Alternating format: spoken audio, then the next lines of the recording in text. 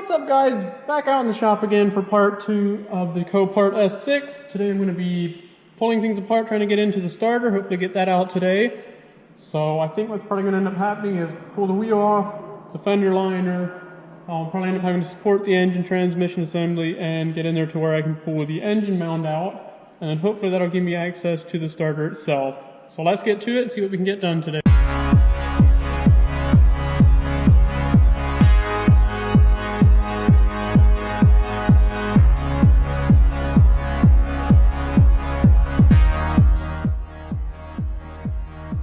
Alright, so I've pulled the fender liner out, and a little shield here.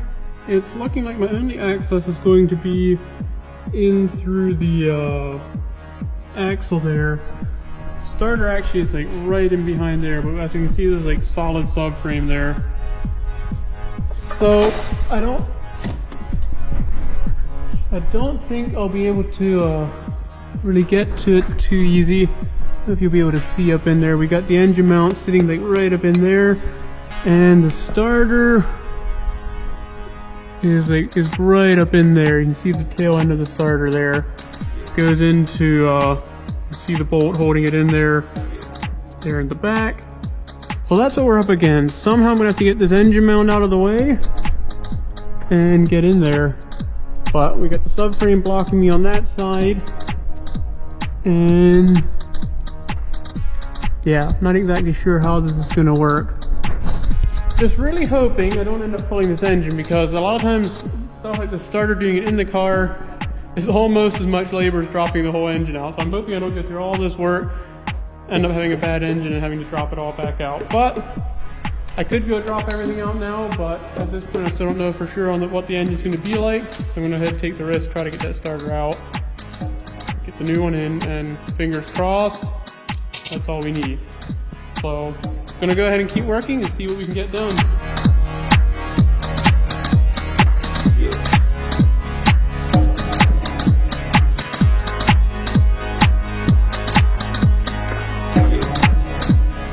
Alright, so here's where I'm currently at. Got the engine mount loosened up on that side. It was actually pretty easy. Got the engine supported here on my engine support stand, and I'm currently taking the alternator out to gain access to pull the mount out. So a couple water lines on the alternator, plugs and different stuff, and we'll be pulling that one out.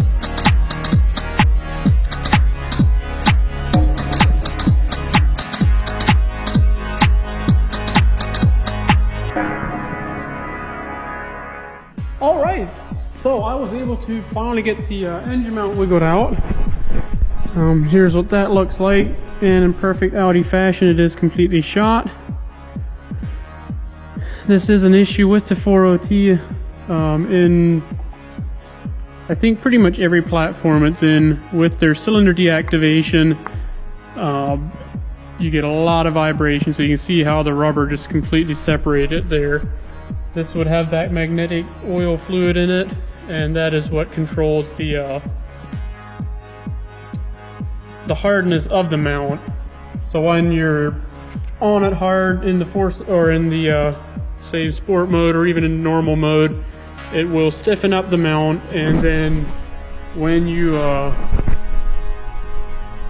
just hit it and drive, maybe set your cruise and it goes into the 4-cylinder mode, it loosens it up so the mount gets very soft, and that's what gives you the smooth ride. However, it is very hard on the mounts. 4-cylinder mode, you get a lot more vibration, and it's known to take out the mount. So it looks like we'll be adding engine mounts to the growing list. That's always fun. But anyway, the good news is I was able to get the alternator out of the way, which was sitting right in here, and then at that point I was able to pull the engine mount out.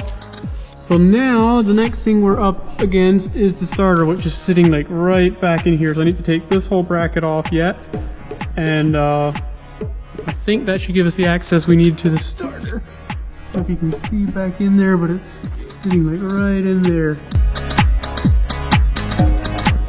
So I was able to get that engine mount bracket out. As you can see here, that was sitting up in about like this.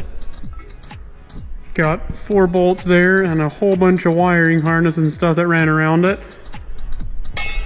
So was able to get that removed. And now we got access to the starter. You can kind of see behind all the wiring harnesses there. We've got the starter right in here. So that should be pretty straightforward, except for the fact that it looks like one of the bolts comes from way back in above the axle there. If you can see back in there, but that looks like it's going to be a lot of fun. Unless I'm looking at it wrong. Maybe, no, I'm pretty sure it comes from back in there. So that'll be fun. Got the other one right down in there. So that'll be easy enough to get to. So I'm going to go ahead and unplug a few things and get that starter out of there. So actually it's not turning out to be too bad of a project. I'm going to say it's probably taken, I don't know, maybe an hour. And I'm guessing another 20 minutes, if that, I'll have it out. So overall, actually not that too bad. A lot easier than I thought it would be when I looked at it at first. So we'll keep going and get this thing out of here. We can test it and make sure that that's actually what it is. I'm hoping I don't pull it out and everything works. But I did test it before and didn't seem to work. But knowing how this stuff goes, good chances I'll pull it out and it'll work. Hopefully not though. So let's keep going, see if we can get it out.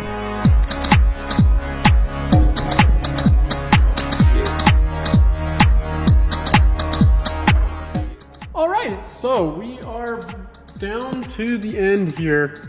As you can see, I got the starter loosened up. It's just sitting in there, just gotta unplug this one more plug here. Pull the stuff out, and we're gonna be pulling this thing out.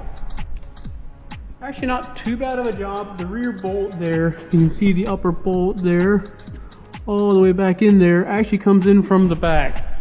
So that was a little bit of a challenge to get out. Probably spend, I don't know, 10-15 minutes on that one. At first I thought it was going to be pretty much impossible, but I actually ended up reaching in through the front here to get my ratchet started, and then I was able to go in the back, break the bolt loose, and just barely get it out. But it all worked great. I'm going to pull this out, and I think that'll wrap up the video for now. Again, thanks for watching, subscribe, and stay tuned for the next one as we continue to dig into this 4OT and see what we got. Hopefully we can get lucky with the engine and some big turbos on to make some power. So again, thanks for watching. You can also go follow me on Instagram. I'm a little better at getting updates on that, on various cars and projects I got going.